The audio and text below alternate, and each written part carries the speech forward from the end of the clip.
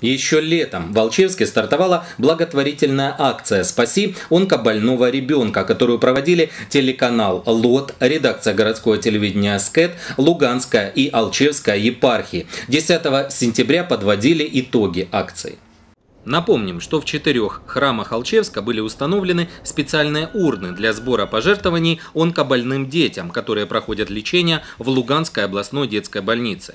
Каждый желающий мог зайти в храм и сделать пожертвования для благотворительной помощи. 10 сентября состоялось изъятие денежных средств из 8 урн, установленных в алчевских храмах. Город Алчевск, принявший участие в этой акции, дал возможность также детям, которые нуждаются в нашей помощи, быть подкреплены и в духовном, и в физическом плане, именно общими усилиями, получая здоровье с нашей именно взаимной помощью.